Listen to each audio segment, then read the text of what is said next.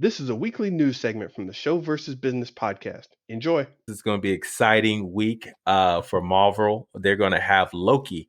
The Loki show is going to premiere on Wednesday. So, Ben, Andy, you guys excited about this new Marvel TV show that's coming out on Wednesday? I'm excited for all these Marvel shows. I just like what they're trying with their different angles. WandaVision clearly had its own angle.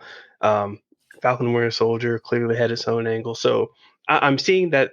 I'm seeing the vibe there, where you bring out these new not new, but characters we haven't delved into, and show a little more of their backstory. Their develop those characters a little bit.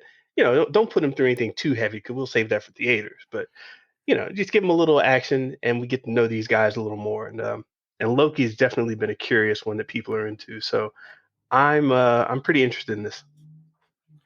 I'm the thing that's most exciting about this for me is I like it when Marvel swings for the fences. I like when they go wacky, right? And even things that have become like standard or expected started off as wacky, right? Like no one thought Iron Man was going to be a thing, right? The idea of trying to turn Captain America into a serious political thriller was a wacky left field jump, right? I just rewatched Guardians of the Galaxy, and we've been in this rewatch, and I'm like, God, this is nuts. I don't know how you pitched this at that time, right? Both for the director whose biggest thing was like Slither at that time, right? James Gunn, yeah. James Gunn. And it's a huge movie with a gorgeous palette. So that's it, like with Loki kind of on that, right? Like every trailer I've seen of it, I don't know what the hell I'm going to walk into, which is kind of exciting. It looks wacky. Yeah, for me, Marvel, I just going back to what you were just saying, when I saw Thor and they made Thor work, I was like, okay, how weird are they gonna get with Thor? And when I saw the rainbow the rainbow bridge, I was like, okay, they're going there. And so but to your point, give it to Feige, man. And Feige we trust. We talk about a lot. I think he knows just the right time to kind of push the audience just out there, right? And so obviously Ben and I talked a little bit about what's coming up with the Celestials and coming up here in the next couple of months. But Loki, I mean, the thing I like about it too is like Loki's a kind of like a beloved character now. I mean, we forget Avengers 1, he basically was an asshole, but and in Thor, but now he's beloved, right? Oh, look at Loki, we love him now. So I'm just curious to see how they're gonna really turn him, because I guess they did it with Zemo, right? I mean, Baron Zemo's now cool now, right? So yeah, I guess Loki, they're gonna make him even cooler.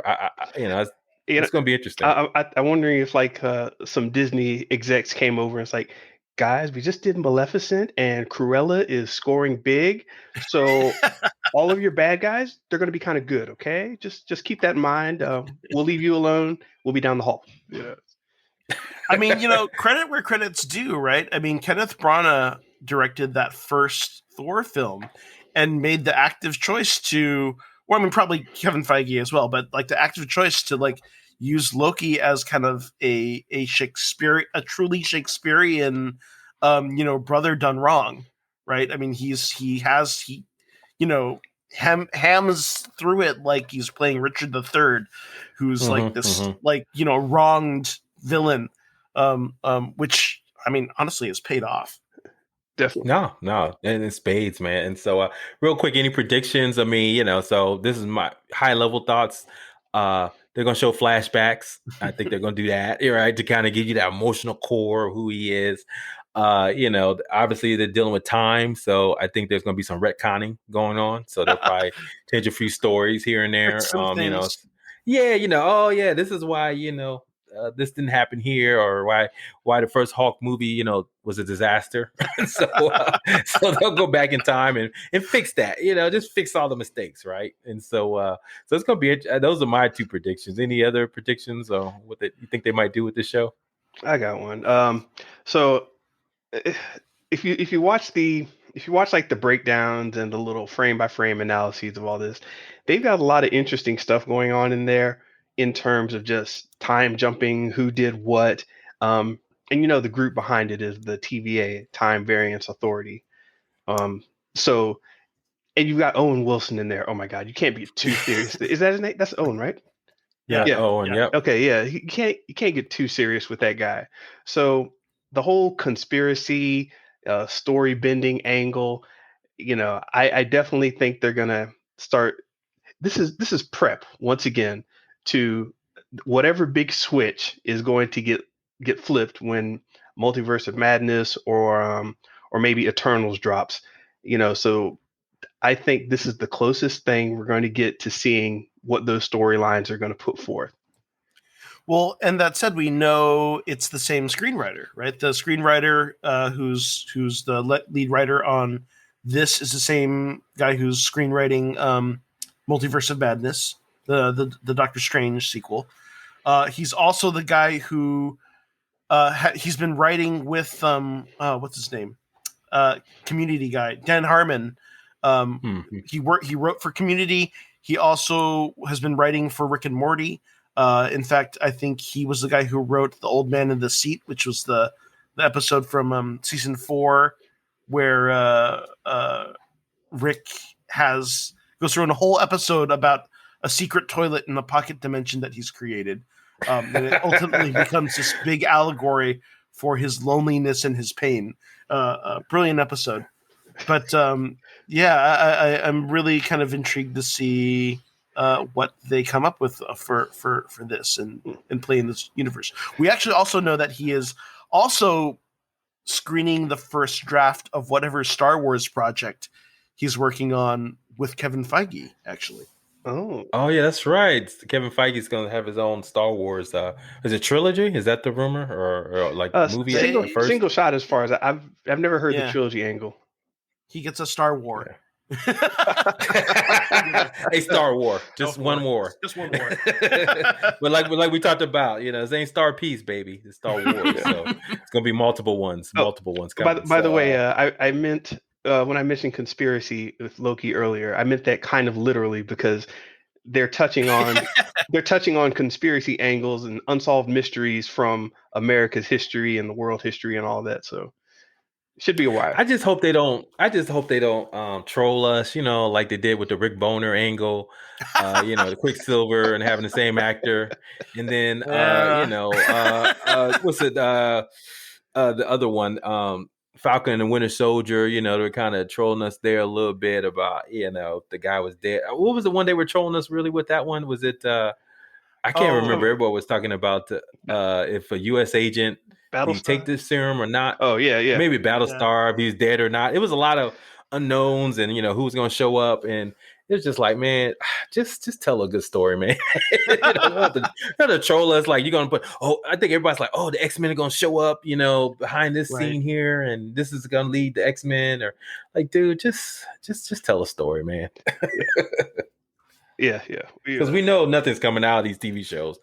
Kevin Feige already said there's going to be no major revelations right out of these TV shows. So it's kind of like, dude, just tell a good story, man. I mean, you already got Tom Hiddleston. He's good. I guess that's the strategy. Just like throw a bunch of stuff out. It's like, hey, don't pick that up and run with it. I'm just letting y'all know. WandaVision, we didn't know, right? You might get boned. WandaVision. You just might get boned. Yeah. Well, WandaVision, we didn't know, right? They didn't know, right? They were just kind of like throwing stuff on the wall, and they were just like, "Hey, what's going to pop off? What could work?" And they were just like, because remember, there was a lot of wild theories, like the guy that's coming into remember.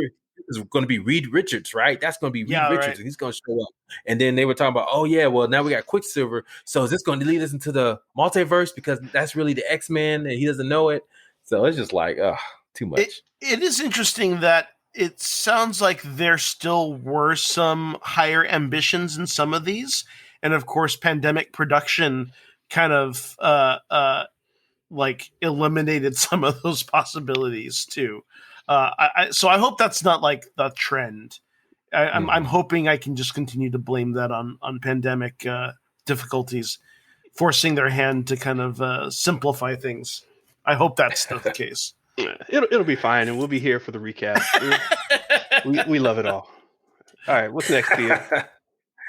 Yeah, we'll get into the Comic Cons. It looks like they're coming back. I think the Comic Con itself, I think that's coming back this fall. I'm trying to look for the dates now, but as things start to open back up, I mean, how comfortable are you guys about going back to big conventions again? So be curious to see what your thoughts are. I ain't going.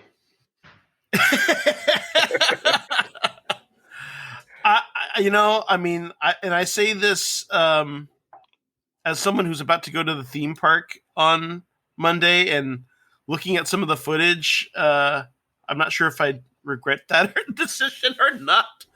But I mean, okay, it's less so like whether or not am I going or not. It's more like, have we discovered something better in some of these digital convention experiences, right? Like, and not everyone has hit it out of the park, right? I think the closest was like DC's Fandom last year, where it really kind of delivered a lot of that kind of energy, right? But it's like there are so many more podcasts, I mean, we're here, right? Yeah.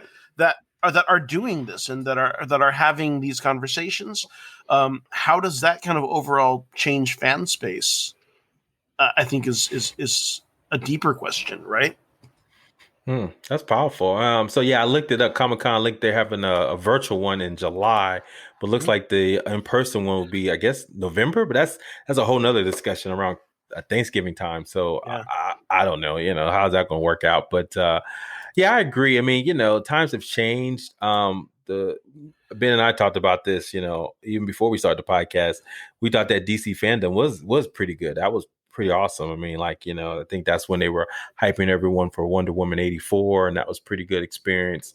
But the comic con online last year, I don't think it worked that well. It was kind of like, hodgepodge. I would jump in the panel, see what they were talking about briefly, but so in a lot of these virtual conferences, I mean, on my business side, which is non-creative, right? I go to these things and I'm just like, oh, this is not worth my time at all. It's like, why am I on this thing, and just listen to people talk. I mean, so unless I'm talking, of course I'm showing up, but other than that, there's no point in being on there. So I think there's value in being in person because you get amazing, as we both all know, right? You get these amazing connections and some new ideas, and because there's just something about just connecting. But you're right, I'm trying to think, unless you're going to create a true innovative interactive type well, you really got to like make it makes sense for people to kind of go out in an environment that's going to be worthwhile. And so I think the in-person experience, we talk about this too, Ben, about the theater, going back to the theaters, right? Going back to the what you call the theme parks, right? What's driving us back, right? It can't be just the it's got to be more than just the experience. So I don't know, it's going to be interesting. I think what we're going to see also is, when things start to get back to quote unquote normal, it's never going to be normal, but when you're going to see these larger institutions saying, okay, now we can get back to what we were doing before, but you've opened the door for people to have these online experiences and to be comfortable with accepting different types of technology interfaces. I know I've downloaded and tried out all kinds of new apps. People have put new payment systems in place. People are jumping on crypto. There's all this new action that's happening that people hadn't done before. So what I'm expecting actually is when things start to attempt to continue to go back to the way things were, you'll end up with a lot of smaller companies, a lot of upstarts, a lot of innovators saying, okay, that's fine, but we have this very cool thing that you can do from your home. Jump on Fortnite and we're going to do this thing. Jump on this new 3D version of lastfm.com or whatever. I don't know if you guys remember that old site, but there's just going to be, you've opened the door for all these little ways for new companies to come try things out. So that's what I'm looking forward to. Well, and also like access is so much more available now, right? I mean, even as a nonprofit, it's like Daniel Day Kim cut his teeth at East West Players back in like the late 90s, playing the lead in a David Henry Wong play. He is a fan of the company. He donates to the company. but he rarely makes it to events because he's always shooting. He's in Hawaii. He's in whatever he's producing, Good Doctor or whatnot. Of course, he's been able to show up for these kind of online panels for us, right? And suddenly that opens this whole world of like, we've had access to, friends and celebrities and allies that have not been able to show up for us in this level of capacity before. And so that's kind of a cool thing. And I think that the fandom world is going to kind of experience that too. What's going to be lost are these kind of direct things, like the things where you are walking through the sea of cosplayers all taking photographs and you see the guy who took a bunch of Amazon boxes and made an Optimus Prime costume and used Amazon Prime, right? Like I'm gonna miss bumping into that guy or seeing, You're gonna miss that guy, huh? Yeah. Don't worry, that guy's out there. He'll show up somewhere. He'll show up somewhere. I'm sure. Or like the drag queen Deadpool with like live goldfish in his shoes, or like, oh no, it was he had an infinity heels basically. yes, indeed. No, well, so like I said, I think we're both all on the fence on it. I mean, I do miss them. I'm based in Tampa right now, and they do have a Tampa-based Comic-Con, and I dressed my kids up as Spider-Man and Spider-Gwen, son and daughter, and we ran into a whole. Yeah, and so we ran into a whole group of. Well, he was Miles. My son was Miles, actually, Miles Morales. Nice. So we ran into a bunch of Spider-Verse people. We all sat there and they all were screaming Spider-Verse. So I'll never get that, from a virtual experience, right? Just my kids in the middle, 20, 30 different Spider-Men from different universes all sitting together, yelling and screaming. So, that's the thing you miss from the in-person thing. So I may show up, if it's, safe and all that, but so that's what I do miss. So we'll see, man. As always, wait and see, as things kind of progress. So one last thing we kind of want, two things real quick. Ben, did you want to cover? I know we talk about this a little bit. And so, Andy, one of the things we cover on this podcast is a little bit about the crypto market and what's happening there and how it's translating to art and, and has been seen in a sense. NFTs have just exploded, the non-fungible tokens in this art world. So, Ben, I know you're kind of, a reporter on the scene, man. You're that in the field reporter. What you got, Ben? What you got? Well, just recently, you're talking about the NFT scenes blowing up. Well, it's blowing up in the opposite direction for some people. Just recently we had a 90% decline in the amount of NFT transactions. So it went from a lot of money being moved around to like no money. And this is basically, a small bubble popping, and people are stuck now with a bunch of Logan Paul NFTs and things like that. Unlike most stocks and currency or cryptocurrency, you can't sell an NFT at a lower price if no one wants to buy it. So if you buy something for $1 million and then it drops down to like $800,000, that doesn't mean you're going to get $800,000 worth out of it. Somebody has to actually stop and say, I want that NFT, and that's just not happening right now. So a lot of people have been left holding the bag. But those were a lot of the people who were jumping on, who were just trying to catch the wave and make a quick buck. There's still actually a lot of good things out there in NFT land. For example, Little Dicky. Yeah, I know, right? Yeah, funny name. I like him though. He's good. Yeah, so he just released the first music published NFT, and basically he's going. The highest bidder for this new income producing NFT is going to receive a cut of all future mechanical, public performance, and sync royalties for his 2015 hit Save That Money. So some random guy, whoever it is, who bought this NFT is going to be walking around with, the Save That Money shirt, play Little Dicky, because every time they do, he gets a cut, just like the rest of the music execs and everybody else. So I think that's brilliant. That's what I want to see more of. I'm all for it. Well, real quick, so they just had the actually I just came back from Miami, and I didn't go to this, but they had the Bitcoin conference. It was the largest international Bitcoin Oh, you conference. went? They just had this week. No, I did not go. I was in the area, Oh, but okay. so obviously, everybody's hyped up, and Elon Musk made a big, promotion about another, coin out there, and so everybody's kind of hyped up about it. But I saw this article saying that basically this conference is being, likened to the Fire Festival, right? Which guests are complaining that they spent thousands of dollars for this event, and they just sat out in 80-degree weather, not able to get in to hear any of the speakers inside. So It's Wow. murder. it's Murder. yeah. Ja Rule's a part of it. Oh yeah, Ja Rule is definitely there somewhere. But it says it was too full and the Miami Heat didn't help. I didn't get to see any of the speakers.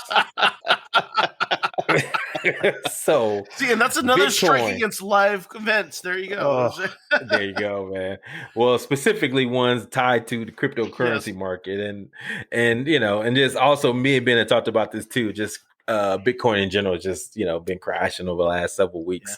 Lost about basically 50% his intake over the last since it gained up to 60,000. Now it's down to the 30s. So it's going to be interesting to see where this market goes. I mean, I think Ben and I are both kind of bullish on the technology and what it can mean for decentralized currency, but also just how you deal with influencers and all that in the future. But, still a lot of growing pains and a lot of scam artists out there. So we just got to see where it all kind of pans out. So our goal is to see how this can kind of relate to better art, and especially creators who are creating interesting things and concepts, like whether it be music or art, how they can leverage it to make, fund their efforts, right? I think that's the goal long term. But still got a little ways to go until we get out of this.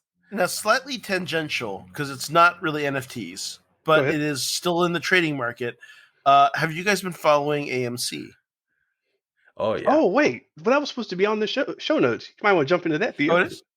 It should have been. Yeah. Go ahead. Go ahead. Yeah, Andy. Let's talk about it. So AMC is nuts, right? I mean, basically, of course, understandably, I mean, like what? Okay, May 24th, they were still down at about $13 a share, and they spiked the last week, making it up to as much as like $67 on June 3rd.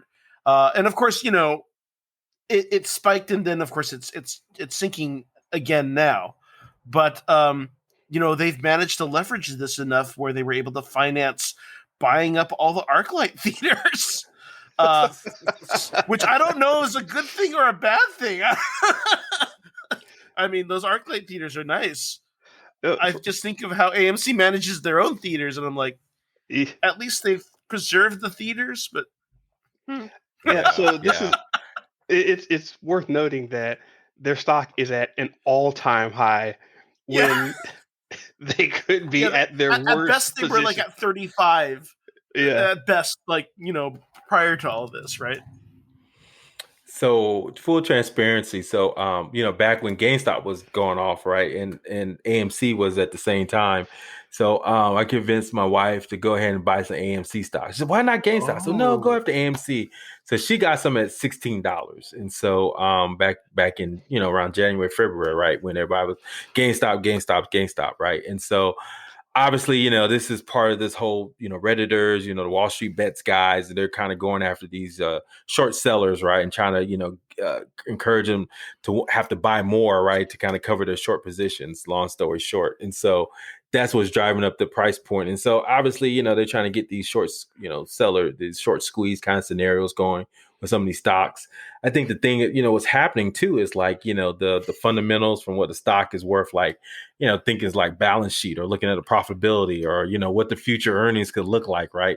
It's kind of being diverse, really taking, it's like, you know what, this is a meme stock. And the CEOs are taking a page out of Elon Musk, right? Yeah. So the CEO of AMC, he's taking advantage of this, like you said, leveraging, getting, like you said, more. He's actually issuing more stocks, right? I think he issued like $11 million more stocks. So obviously that immediately costs, once you say you're going to open up more supply, the cost is going to go down. So immediately stock went down for, I think it was at 70 at one point, went down immediately to like $40. Right. And then, but he's taking that and he's trying to like, okay, well, we love the retail investors. So guess what? You get some free popcorn if you're a retail investor. And so it's like, so I was like,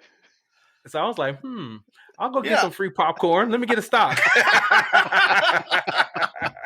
I mean, I'm gonna look at it on Monday, right? I'm thinking about buying a couple of shares because I mean it is going down now, but I mean they might play this right. Because I mean, theaters are starting to reopen. People want to go to theaters. I mean, and like Black Widow's right around the corner. The one thing that I did do back then was I actually invested a little bit in IMAX specifically because I figured of the whole theatrical experience, theater experiences, IMAX was definitely gonna come back, and of course, it's still been doing strong in China too. Interesting. So, but I saw IMAX is down a little bit, but it's going to be interesting.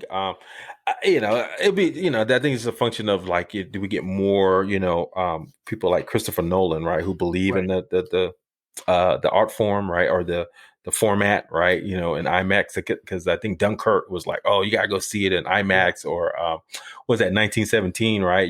They recommended you go see that in IMAX. So it'll be interesting to see, how that kind of pans out, but good for AMC. I mean, they're really taking the page out of Elon Musk, the CEO there, and he's just like, hey, we're gonna just ride this to the moon, baby. Right, Ben? What do they always say? To the moon. To the moon. hey, man. Or I guess to Mars now, right? hey, man. Anytime a major stock gets its trading halted 4 times in like a day because of Reddit, that's cause for celebration. I know, man. I know. I'm gonna start putting Reddit alerts right on stocks now, just to kind of see.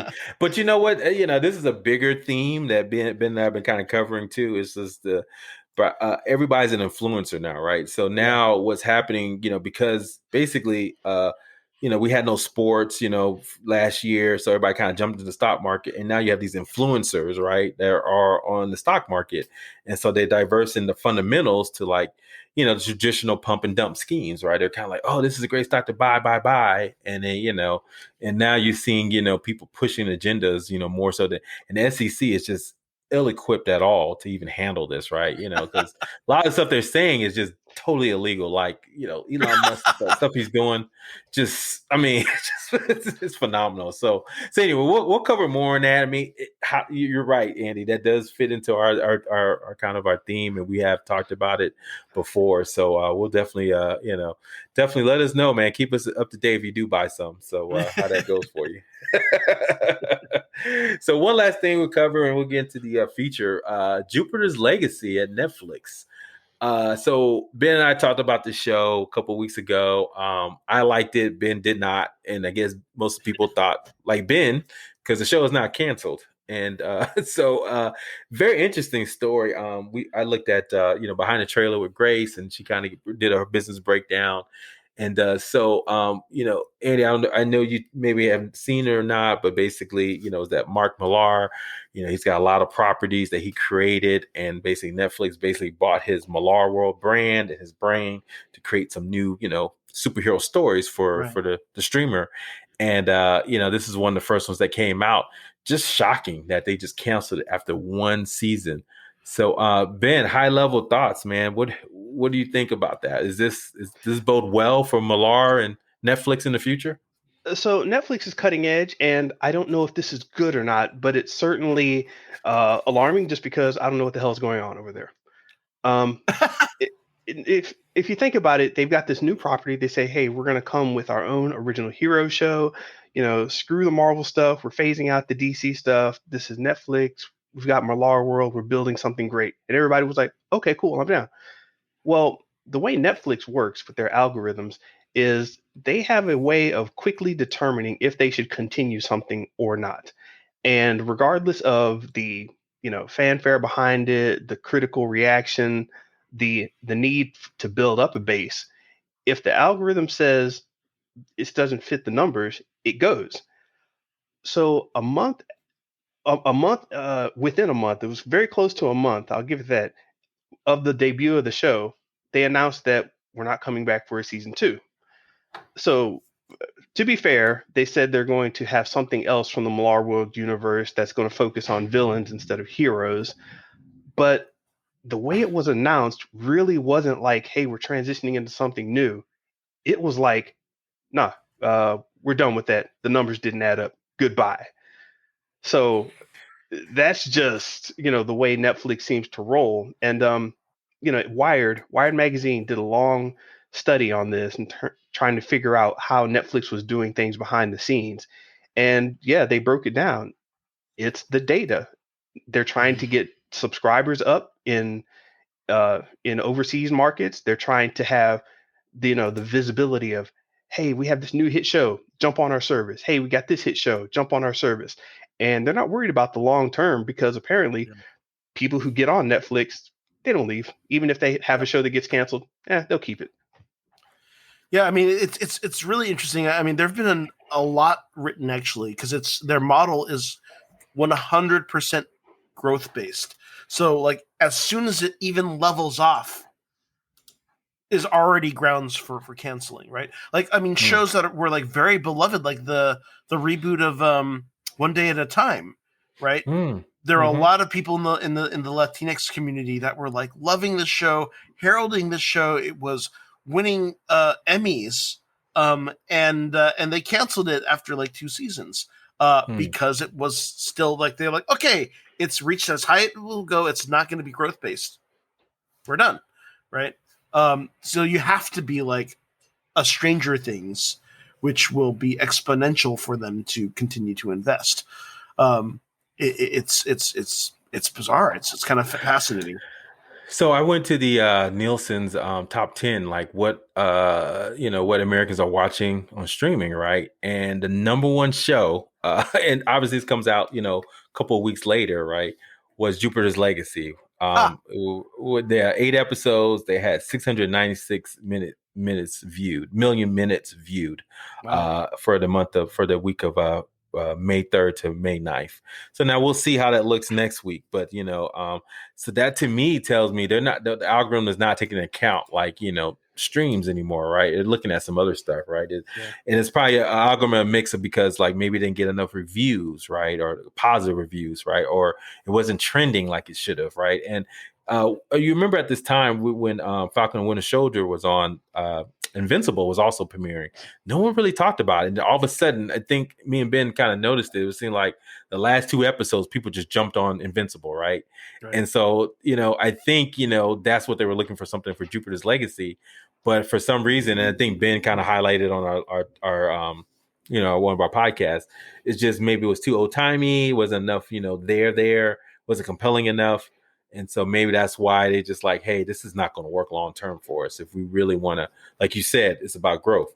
They're already at 200 million. So what's going to really move that needle? Because you're right, growth is key. That's why HBO Max sold off, to Discovery Plus, right? Because they're like, look, we don't have the numbers. We only got 20 million viewers. We're competing against Disney Plus that got 100 million in about 18 months. Yeah. So that's the number that Netflix is like, we're the lead, but we're not growing fast enough. And so they're looking for that growth.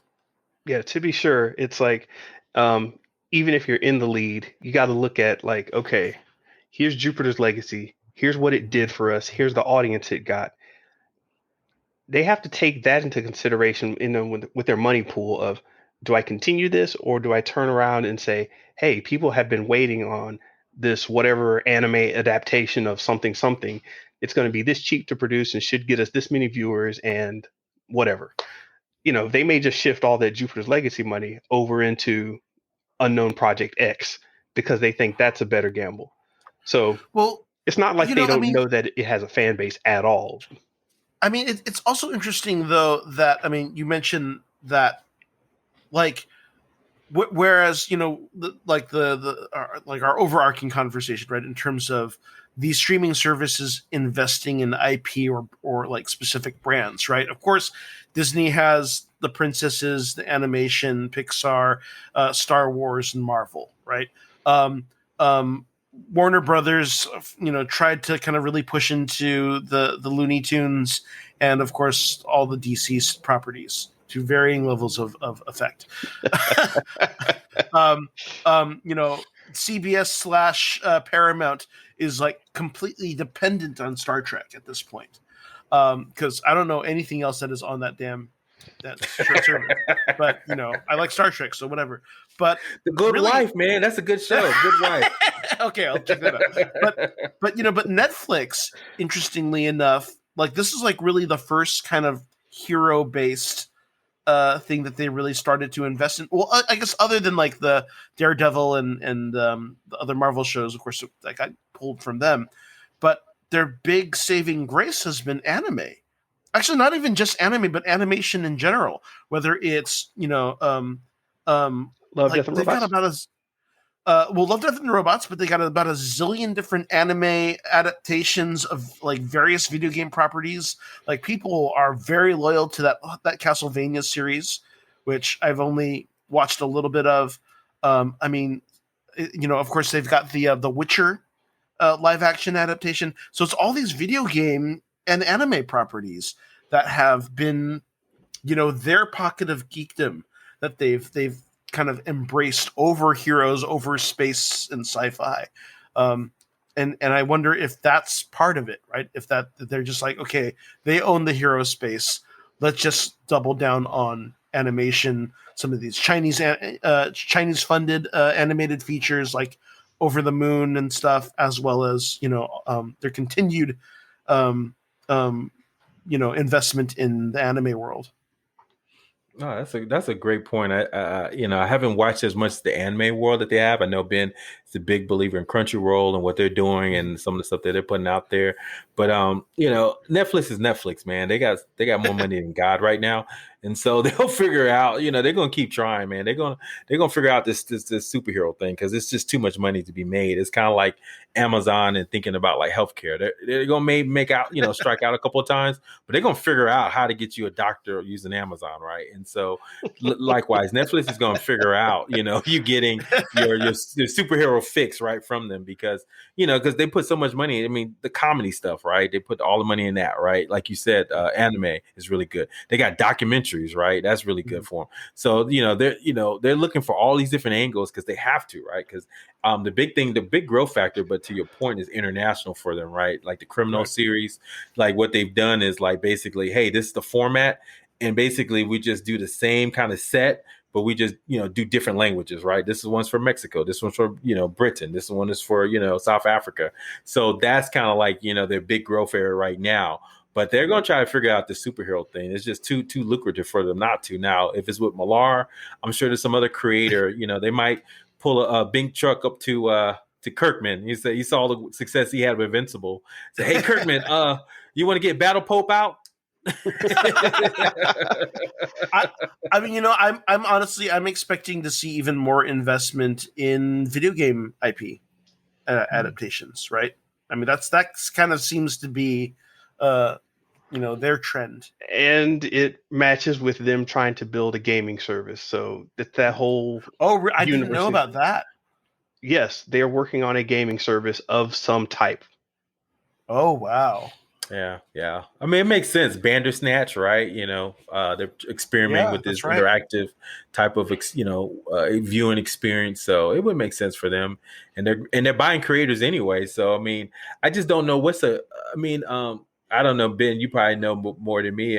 Is there any compelling video game stories? I mean, I know The Last of Us has a compelling story, but I think someone else has got that property. But I'll be curious to know, is there any compelling stories that Netflix can, or IP property that Netflix can buy up on? It seems like a lot of that's gone already. Anything that was really compelling from a video game standpoint. If you're just talking about making a video game a show based around a video game property, there are plenty of companies that are stumbling, trying to figure out how to get into the Hollywood space that would be very, very willing to do that. Okay. So still open season. So Netflix, we're rooting for you. I know you're the small player in this thing, but we think you can win, man. Netflix, keep it up. Yeah, I mean, just think about it. You got like what do you call it? Mortal Kombat made all that noise. just because it was Mortal Kombat for the most part. Geez, pick any other fighting game. Virtua Fighter. You can make Killer Instinct. Killer Killer Instinct. I Instinct. want to see Yeah. some backstories. I want some backstories. I mean, make a limited series NBA Jam, where dudes are slam dunking and the backboards are exploding in flames. You do Can we animation. get those big faces too? I want them big, Modoc size heads, as they slam dunk. That's right. That's right.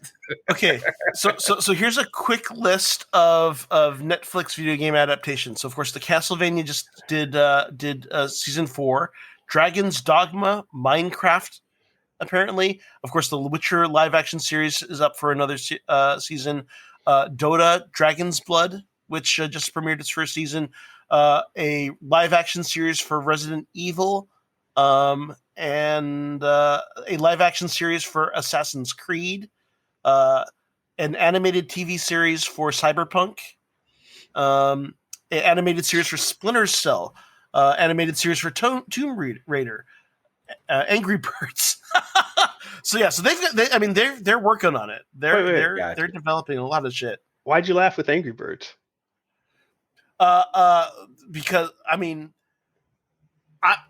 both the inevitability of it and the brilliance of it. Oh, right? So you don't know? There's a whole generation of Angry Birds. What? The apps, the Angry Birds app, for quite several years now, they've had movies and cartoons within the game. Really? Yeah. So you're just I didn't know that. You're just shooting birds and whatever, and it's like, hey, you just unlocked the Toucan character.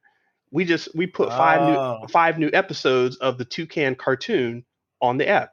So when you're not actually playing, you could just watch the little birds run around and do stuff. It's smart. Really, it was really weird when I first saw it. I was like, why is there a little TV play button in the corner? And next thing I know, I'm watching these dumbass cartoons. I mean, they're really dumb, but they're very effective. Anyway, carry on. I'm looking more through this list. There's a Final Fantasy live action series, a Cuphead show. There's a lot of stuff actually. I kind of thought about this on the fly. So I'm actually surprising myself. This is, Netflix is going to get all the money. But check this out. I just also looked at the Angry Birds movie. Remember, they had a theatrical release for the first one and then the second one. The first one made $100 million.